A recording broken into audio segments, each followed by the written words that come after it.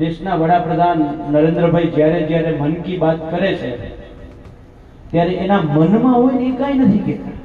એ જે કરવાના હોય ને એ કોઈ દી ના કહે. છેલ્લા એપિસોડમાં તમે સાંભળ્યું તો ડીઝલ 10 રૂપિયા વધી જાય.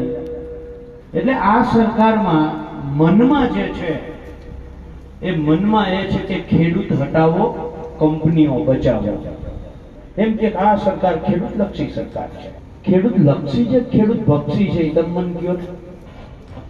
કાયદો સમજવો, કાયદો જાણવો, કાયદાથી માહિતગાર થવું એ સૌથી પહેલા જરૂરી છે. એ જો માહિતગાર તમે હશો તો તમે લડવા નીકળશો.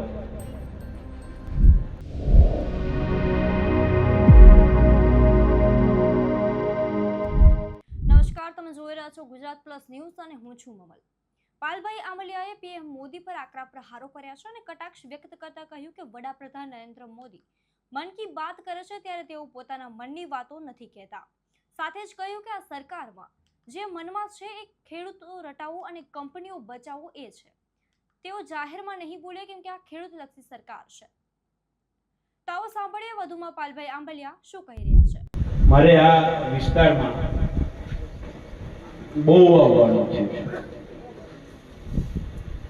બાજુમાં રતનપર ગામમાં પાક વીમા માટે જે આખા ગુજરાતના ખેડૂતોના પાક વીમાની લડાઈ લડ્યા અને પાક વીમાના આંકડા રાત્રે 12 વાગે ઉઠાડીને 2 વાગે ઉઠાડીને પૂછો તોય મોઢે હોય એવા રતનસિંહ ડોડિયા આજે એમના ભાઈને હોસ્પિટલમાં કંઈક લઈને અમદાવાદ જવાનું થયું છે એટલે એ નથી પહોંચી શક્યા. અને મારી સાથે હર હંમેશ આ વીજળાઈના મુદ્દે જે કલેક્ટર સાથે કાયદાથી વાત કરતા વ્યક્તિ જયેશભાઈ પટેલ, એમના મધર છે એ હોસ્પિટલાઇઝ છે એટલે જયેશભાઈ પણ નથી પહોંચી શક્યા. જયેશભાઈ કહ્યું, પાલભાઈ મારે આવી ઘરની પરિસ્થિતિ છે એટલે મારા વતી બધાની માફી માંગી લેજો. મિત્રો, લડાઈ કોઈ પણ હોય, એ વીજ લાઈનોની હોય, એ ખાતરની હોય, એ ડીઝલ ન મળવાની હોય કે ડીઝલ મળે છે ને 10 રૂપિયા ભાવ વધ્યો છે એની હોય, પોષણક્ષમ ભાવો ન મળવાની હોય. આ દરેક બાબતની પાછળ તમે જાઓ તો સરકારનું ગર્ભિત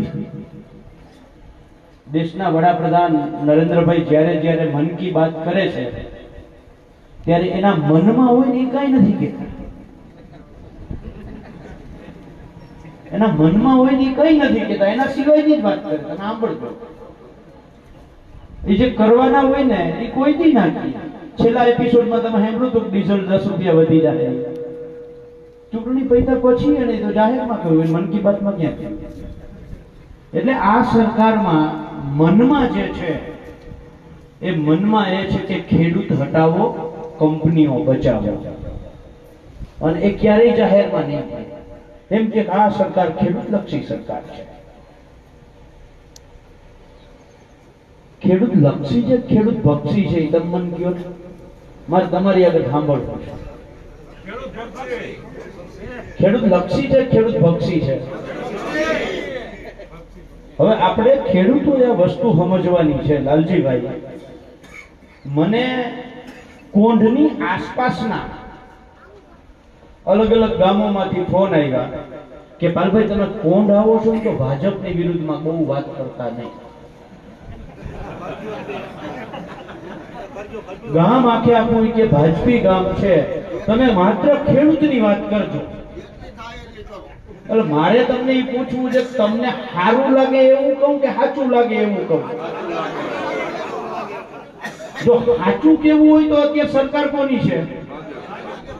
તો એની વિરુદ્ધમાં બોલ્યા વગર મારે સાચું કેમ કેવું? મારે નરેન્દ્રભાઈ જેમ તમને મન કી બાત બાજુમાં રાખીને કરવી હે થઈ શકે ખરી? તો સાચું જો કેવું હોય, સાચું તમારે સાંભળવું હોય તો આ સરકારની વાસ્તવિક પરિસ્થિતિ એ છે કે સરકાર ખેડૂત ભક્ષી છે અને સરકારનું સ્લોગન છે કે ખેડૂત હટાવો, કંપની બચાવો. 2014માં મગફળીનો ભાવ 1200-1300 રૂપિયા, કપાસનો ભાવ 1300-1400 રૂપિયા અને ખાતર NPK 12-32-16 650 થી 700 રૂપિયા. એ 650 થી 700 વાળું NPK 2200 એ પહોંચ્યું. સમજો, મગફળી 1200 થી ઉતરીને 800 એ ગઈ. ગઈ કે ના ગઈ? ટ્રેક્ટર 2.5 થી 3 લાખમાં આવતું હતું, ઈ ટ્રેક્ટર 7 લાખે પહોંચ્યું. ડીઝલ 55 રૂપિયા આવતું હતું, એ અત્યારે લગભગ 96 કે 98 એ પહોંચ્યું. 100 સદી મારી દીધી. આજે રાતે હો પૂરા બરાબર. એટલે ખેડૂતને ઇનપુટ જેને કહેવાય, એટલે કે જે ખેત ઉત્પાદન માટે જરૂરી જે વસ્તુ છે, આપણો ખર્ચો, દવા, બિયારણ, ખાતર, મજૂરી, ખેત ઓજાર અને ડીઝલ, આ તમામ વસ્તુના ભાવ 2 ગણાથી 3 ગણા વધ્યા. અને ખેડૂત જે પકાવે ઘઉં તો ભંગાર કરતા સસ્તા જાય. મગફળી નીચે ઉતરે, કપાસ નીચે ઉતરે, બધું જ નીચે ઉતરે. અને બીજી બાજુ કંપનીઓ ગળા દબાવે. હવે આવું જો થતું હોય અને તોય મારે ખેડૂતોની વચ્ચે ભાજપની વિરુદ્ધમાં વાત કર્યા વગર વાત કરવાની હોય, મારે આવવાનો મતલબ હોય. તમે જ કે મારે આવવાનો મતલબ હું જે વાસ્તવિક, ભલે હું કોંગ્રેસમાં છું, જાહેરમાં કહું છું, મેં કોઈ દિવસ નથી હતાડ્યું. અહીંયા કાજલબેન બેઠા છે, પરેશભાઈ ગૌસ્વામીએ જૂનાગઢ આંદોલન કર્યું ત્યારે મેં મંચ ઉપરથી જાહેરમાં કહ્યું કે હું કોંગ્રેસમાં છું, પણ કોંગ્રેસના ઘરે નથી જઈને હું જઈમો છું ખેડૂતના ઘરે.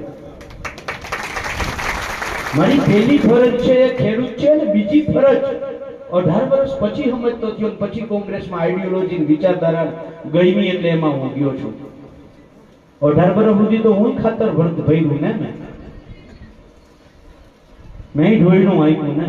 આમ તો 18 વર્ષ સુધી નહીં, 42 વર્ષ સુધી મેં આપ્યું. હજી કઈક કામ કરવા જાવ એટલે ખબર પડે, પરસેવો પાડીએ તો ખેડૂતની હાલત શું છે.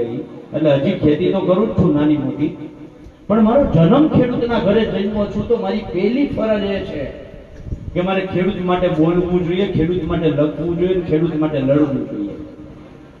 અને હું તમને બધાને વિનંતી કરું છું, આજે કોંઢમાં, તમારા ખેતરમાં, ડેલામાં તાળું મારેલું હોય અને પોલીસ એ તાળું તોડવાની હિંમત એટલી કરે કે આપણી પાસે એક પણ વ્યક્તિ આખા ગામમાં એવી નહોતી કે જે નિયમથી વાત કરી શકે. બાકી એની તાકાત છે કે આપણું તાળું તોડી નાખે. આ તમને નહીં ગમે એવી વાત છે. યુવાનો આપણે ગેમ રમીએ છીએ, ચેટિંગ કરીએ છીએ, પણ એ જ ચેટ જીપીટી હોય કે એઆઈ હોય, હવે તો ગૂગલની જરૂર નથી પડતી. એને પૂછો કે એના નિયમો હું છું, તરત ફટાફટ 1 મિનિટમાં તમને કહી દે. અને આવી 18 એપ્લિકેશનો છે. આપણે હું કેમ એનો અભ્યાસ નથી કરતા? અમે ગુજરાત કિસાન સંઘર્ષ સમિતિએ વાંઢિયાના આંદોલન પછી લગભગ મોરબી, તમારે અહીંયા એકાદા ગામમાં અમે આવ્યા હતા, મોરબી, જામનગર, દ્વારકા અને કચ્છ, આ બાજુ બનાસકાંઠા, પાટણ, એ ગામોમાં ફરીને અમે ખેડૂતોને જાગૃત કર્યા, નિયમો સમજાવ્યા. આવો મહેશભાઈ રાજકોટિયાની ટીમ, અમે જાગૃત કર્યા. અને એટલું જ નહીં, અમે ત્યારે ઉપર સ્થાનિક સ્વરાજ્યની ચૂંટણી આવતી હતી, અમે એમ કહેતા હતા કે તમારે મત જ્યાં આપવો ત્યાં આપજો, પણ તમારા હક માટે તો લડવા નીકળો. હું કોંગ્રેસમાં છું, અહીંયા પ્રદેશના નહીં રાષ્ટ્રીય આગેવાન બેઠા છે, અને એની હાજરીમાં ત્યારે હું એમ કહેતો હતો, આવું કોઈ કહી શકે? કોઈ પક્ષમાં જિલ્લાનો પ્રમુખ હોય, પ્રદેશનો ચેરમેન હોય, અને આવું કહી શકે? તોય હું કહેતો હતો કે તમારા હક માટે તમે જાગૃત થાવ. અને તમારા બાજુના જ ગામમાં અમે મીટિંગ કરીને ગયા હતા, કહ્યું હતું મોરબી આવજો, કોઈ ના આવ્યા. મારી પીડા, દર્દ આ છે. લોડાઈમાં આંદોલન ચાલુ થયું, લાલજીભાઈ, તો લોડાઈ વાળા એકલા લડે ને એની આસપાસના 4 ગામ રાહ જોઈ, મારિયા ક્યાંથી મને કાપવા આવે. લોડાઈના આંદોલનમાં આપણે અહીંયા બેઠા એમાંથી એક જણો ઊંચો હાથ કરીને કયો ગમે ગયા હતા. વાંઢિયાનું અવળું આંદોલન થયું, આપણે બધા જોતા હતા, ખેડૂતોને પીડા બહુ, ખેડૂતોને હેરાન બહુ કરે. ખેડૂતોને તકલીફ બહુ, પણ આપણે ઈ આંદોલનમાં વાંઢિયામાં ગયા હોત તો આપણે ખબર જ હતી કે વાંથી જતું હાલતું થયું છે એ અહીંયાથી જ નીકળવાનું છે, આપણે ના ગયા. હવે આજે આપણે ભેગા થઈ પોલીસ ઉપાડે છે, વાંઢિયા વાળા લોડાઈ વાળા આવ્યો ને વારો.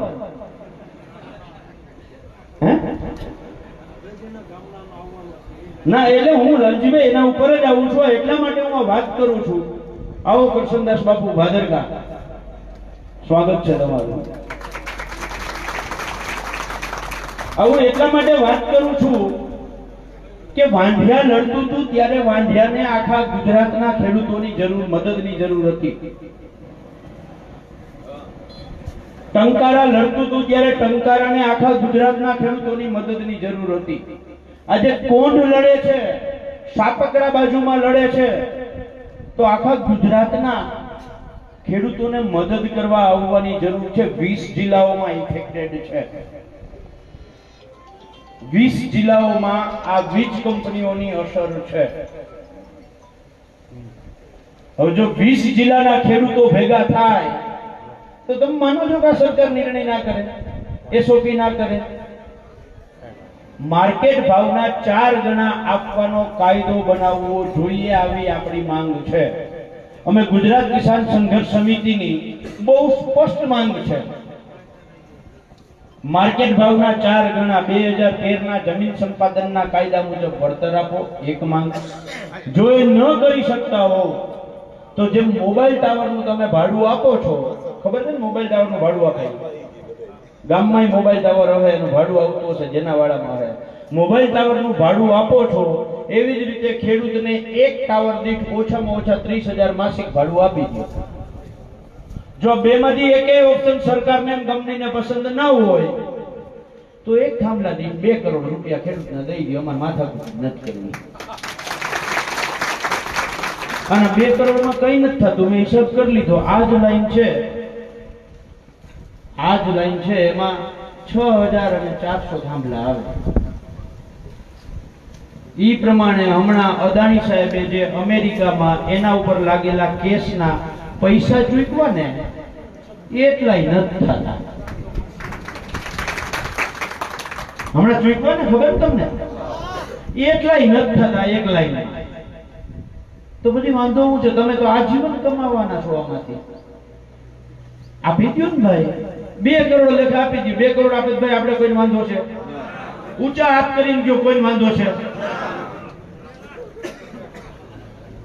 તો આપો ને ભાઈ. અમે ક્યાં ના પાડીએ છીએ? આવો રાજીપેથી અમે ખેડૂતો બોલાવ્યું કે આવો મારે થાંભલો નાખી દો. 2 કરોડ એક થાંભલાને આપી દો, થાંભલો નાખી દો. આ 3 માંથી કોઈ પણ એક શરત સરકાર આના માટેની એસઓપી કરે. હવે આમાં વિસંગતતા જોયા જેવી એ છે લાલજીભાઈ કે હું આ છે ઈ હળવદ અને ધાંગધ્રાની બોર્ડર છે. મારો આ એક પગ છે ને ઈ હળવદમાં છે. હળવદની જંત્રી 2011 પ્રમાણે 11 રૂપિયાથી 21 રૂપિયા, હું ભૂલતો ના હોઉં તો, કદાચ ભૂલ હોય, બરાબર છે. આગળ ધાંગધ્રામાં આવો, આમ કરીને આમ પગ મૂકો, આ હેઠો છે, આ હેઠો ક્રોસ કર્યો, આની પર પગ મૂક્યો તો આની જંત્રી 86 રૂપિયાથી લઈ અને 98 રૂપિયા સુધી. હવે એને 2021 માં ડબલ કરો અને ત્યાર પછી 4 વર્ષના દર વર્ષના 40% લેખે મલ્ટીપ્લાય કરો એટલે લગભગ 290 રૂપિયા કે 300 રૂપિયાની આસપાસ આઈની જંત્રી થાય છે. અને ત્યાંની જંત્રી છે એ લગભગ 86 કે 87 રૂપિયાની આસપાસ થાય. હવે જોયા જેવું એ છે કે જ્યાં 86 રૂપિયા છે ત્યાં 945 રૂપિયા તમે આપ્યા. 919, 945, 985, ટૂંકમાં 900 થી 1000 રૂપિયાની વચ્ચે આપ્યા. અને જ્યાં જંત્રીનો દર 300 રૂપિયાની આસપાસ છે ત્યાં તમે 350 રૂપિયા 400 રૂપિયા આપો છો. ભૂલ નથી થતી મારી? હવે આવું ને આવું બીજું એ સમજવા જેવું છે. આ જ લાઈન એટલે જ્યાંથી કચ્છમાંથી નીકળે 765 કેવીની લાઈન એ લાઈન આમ બનાસકાંઠા થઈ, વાવથરા થઈ અને ગુજરાતની બોર્ડરનું ખેતર ક્રોસ કરી અને રાજસ્થાનમાં પગ મૂકે એટલે માર્કેટ ભાવના 4 ગણો વળતર. શું કામ? કે 2025 માં રાજસ્થાન સરકારે 2013 ના જમીન સંપાદનના કાયદા મુજબ કાયદો કરી નાખ્યો, એસઓપી બનાવી દીધી. માર્કેટ ભાવના 4 ગણું વળતર આપવાનું ગુજરાત સરકારે 2017 માં પરિપત્ર કર્યો. પહેલો, ખેડૂતોને જંત્રી ભાવના 4 ગણા આપવા. એમાં કોરિડોરના કેટલા? 7.5%. સમજો, કોરિડોર આવતો એટલે કે જેને તાર આવતો હોય ને એ 100 મીટર લાંબુ હોય અને માની લો કે 765 કેવી છે એટલે 67 મીટર પહોળું, એ પ્રમાણે 6700 ગુણ્યા જંત્રી એને ગુણ્યા 4 ગણા અને એના 7.5% કરી નાખવાના. જી આવે ખેડૂતને મળે એની આમે અમે સતત લડ્યા એટલે 7.5 ના 15 થયા. લડતા રહ્યા તો 2023 માં એ 15 ના 25% કર્યા. આંગળી ફોચીને કોઈ દી થાંભલો થાય? આંગળી અમારી ગમે એવી આંગળી હોય છે તો આ થાંભલો થવાની છે. આ સરકાર આંગળીને ખોજાડીને થાંભલો દેખાડે જ તમને કે તમારો થાંભલો છે. એ 7.5% ના 25% કર્યા પણ તો ડોહું છે તો જંત્રી છે.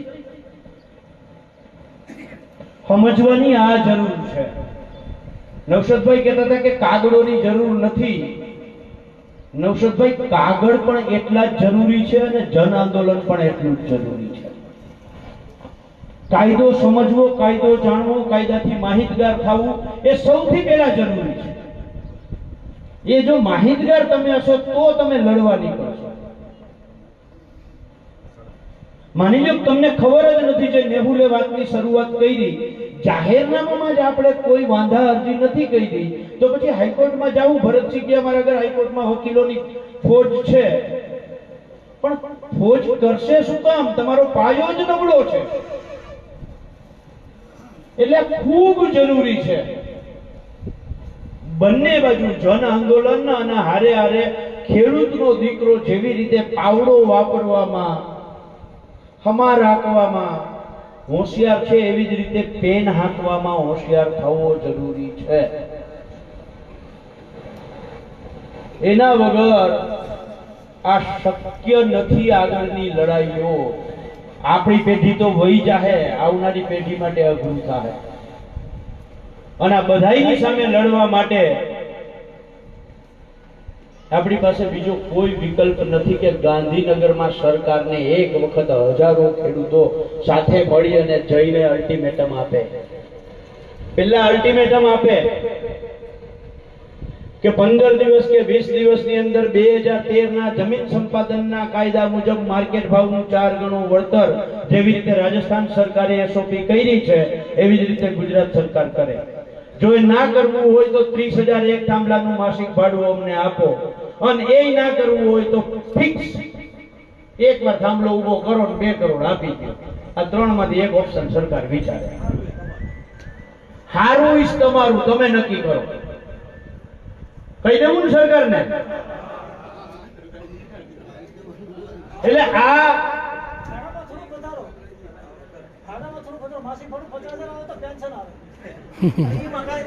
અરે 30,000 આપે તો ભરતસિંહ મંજૂર છે. મંજૂર છે ને? એટલે આપણે પહેલી વસ્તુ જો સામૂહિક રીતે માત્ર કોણ એક નહીં,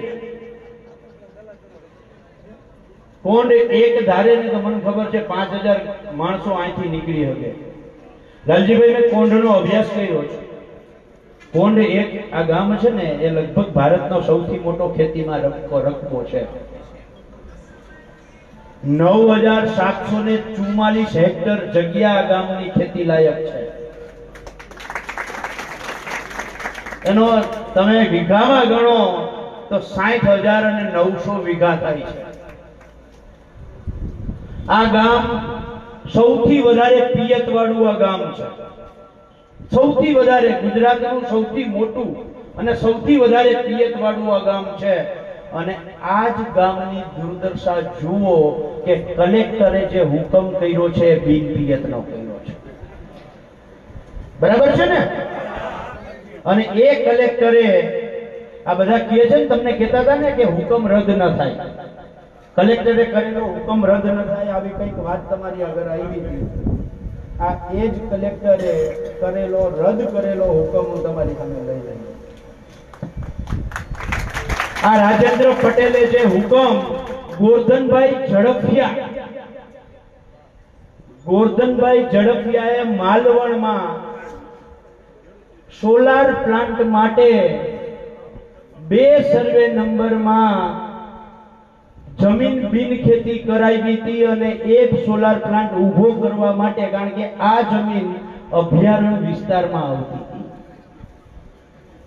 આ કલેક્ટરે એ જમીન બિનખેતી કરી દીધી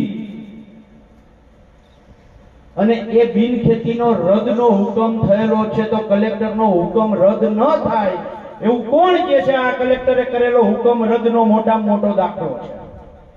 અને એ સોલાર પ્લાન્ટ હટાવવાની આજથી 24 દિવસ પહેલા નોટિસ આપી દીધી છે કે 15 દિવસમાં આ પ્લાન્ટ તમારે હટાવવો. આજની તારીખમાં એ પ્લાન્ટ હટ્યો નથી. કાં હતા કે અહીંયા કોણ છે? કંપની છે. અને આપણા ખેતરમાં આવીને તાળું તોડી નાખે છે. આ ફરક આપણે સમજવાની જરૂર છે. કલેક્ટરનો હુકમ રદ થાય એનો આ દાખલો છે. અને આટલા માટે અભ્યાસ કરવો જરૂરી છે, આટલા માટે માહિતગાર રહેવું જરૂરી છે. હું તો દ્વારકાથી આવું છું, સુરેન્દ્રનગરના માલવણની. મારા ઘર આ કોપી ક્યાંથી આવી? એટલે જરૂરી છે કે આ ખૂબ જરૂરી છે માહિતગાર થવું, અને એનાથી વધારે જરૂરી છે કે લડવું. અને આવનારા દિવસોમાં ગાંધીનગર જવાનું થાય તો આજે કેટલા લોકો આવશે?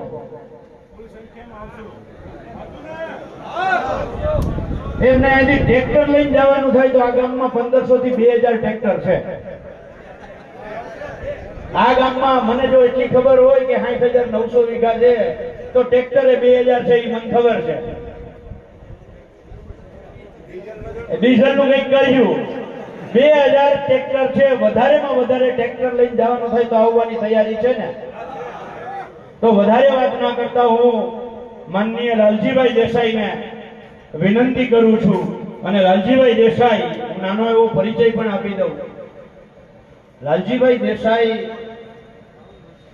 દેશના અત્યારના વડાપ્રધાન અને 2013ના ગુજરાતના મુખ્યમંત્રી, એમને સૌ પહેલા ઝુકાવનાર લાલજીભાઈ દેસાઈ છે. સાણંદની આસપાસ સર આંદોલન જે થયું, બેચરાજી માંડલ સર આંદોલન, એ સર આંદોલનના લડવૈયા આગેવાન અને નરેન્દ્ર મોદીજીએ એ સર આંદોલન પાછું ખેંચવું પડ્યું, એ ખેંચાવનાર લાલજીભાઈ દેસાઈ છે. એના સિવાય માલધારીઓના પ્રશ્ને માત્ર ભારતમાં નહીં, 52 દેશોના પ્રતિનિધિ તરીકે લાલજીભાઈએ કામ કર્યું છે. અને આખા ભારત માટે ગૌરવની વાત કે યુનોના પ્રતિનિધિ પણ લાલજીભાઈ દેસાઈ રહી ચૂક્યા છે. પાલભાઈ આંબલિયાની વાતથી તમે કેટલા સહેમત છો, શું વિચારો છો, કમેન્ટ કરીને જરૂરથી જણાવજો. અત્યાર માટે બસ આટલું જ. નમસ્કાર.